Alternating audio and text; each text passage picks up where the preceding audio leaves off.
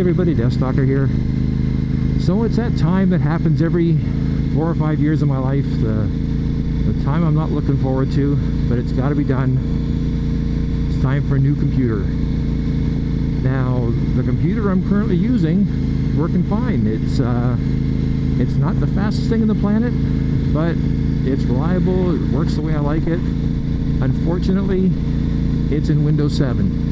And if you're in computers, you know that Microsoft is ending support for Windows 7 in January 1st, 2020. So in other words, just a few short months from now, you won't be able to get any more updates for Windows 7. Which really sucks because once I got it working properly, Windows 7 is actually a damn good operating system. So that means going to Windows 10. Now, as everyone knows, Windows 10 is a strange little cookie, and you know, there's plenty of rants about why it's good, why it's not, and so forth.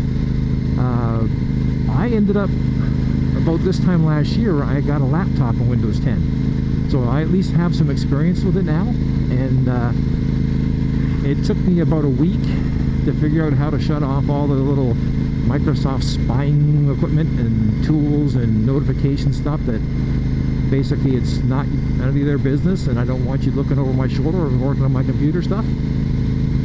So the only thing I did learn was I need to actually, if I had upgraded from the standard Windows 10 to the Windows 10 Pro, it would have been a heck of a lot easier. So the first thing I know for the new computer is I am going to be spending that $100 for Windows 10 Pro.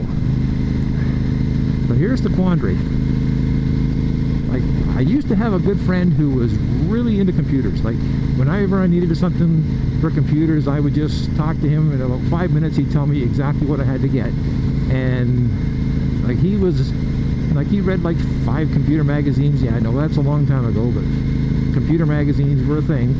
And he was always up to date on the latest stuff. And he could tell you exactly what chip, what processor, what video card, motherboard, everything. And there used to be all kinds of shops where you could just walk in and get a custom computer built for you. Or if you were really enthusiastic, you could build your own.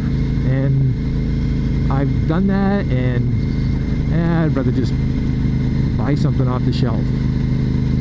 Now, my last computer, like the one I currently have, I actually bought that at Best Buy. That's back when Best Buy was still a computer store. Nowadays, I don't know what it is. The last couple times I've been into Best Buy, it's like the pickings are slim, the knowledge is really lacking. I don't know. Like my laptop I grabbed, I actually bought from Dell, and it was like a made to order. You just go and pick stuff and you get what you get. So I know I'm going to probably end up going to Dell simply for the convenience sake that the last product came exactly as I wanted it, and I haven't had a problem with it. And I know the new technology's out there. I know I'm going to be using a solid state drive for the hard drive as a boot drive with another hard drive, probably a 1 or 2 terabyte for my data storage. I do store data on external drives as well, so I have backups and stuff. But my big question is, all you computer geeks and super nerds out there, or people who are just passionate about them, what chipset should I be looking at? I've been looking for the last couple weeks on the internet about, you know, this chip. I'm not even going to try to remember what it is because I'll get it wrong. And this chip. And I know the second one is the newer one, and the other one's, you know, it's a little bit older, but it's still pretty good. Now, I tend to buy, you know, what I call a pretty good computer when I buy. I'm not into the, you know, spending like $9,000 on a PC. I'm more into spending somewhere between $2,000 and $3,000. Now, I'm not buying a monitor because I already have a 4K monitor. It's one of the advantages when your original monitor starts to have some pixels fail. I got a good sale on a really good 4K monitor, and the the video cards, I know I'm going to get an upper scale video card because I need that for video editing.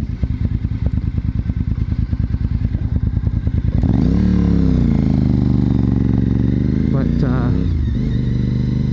you know, I could use some help if anybody has any ideas what they would recommend or not recommend. You know, I know a lot of guys will recommend building their own because you can save some money, and yeah, you can, but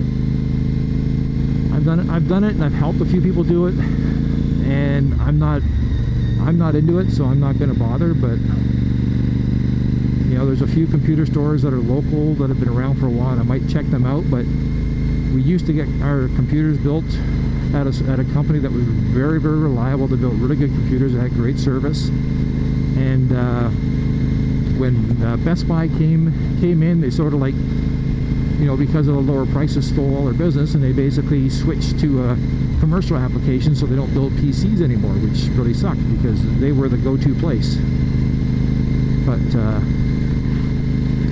I don't know. So anyways, I'm going to leave some links in the description for some of the computers I'm looking at. You got to remember, I'm in Canada, so you know, I can't take any recommendations from you know, computer suppliers in the UK or Europe or United States, but you know, just general suggestions of what you've had. I prefer to buy a pretty good computer and not have to spend any money on it for about 4 or 5 years. So another guy out here in the cold. So if you have any suggestions, feel free to drop them there in the description or in the comments, and maybe give me some ideas. Basically, like, this is coming out early. It's early in October, and probably by the end of October, beginning of November, I'm probably going to be ordering a new computer.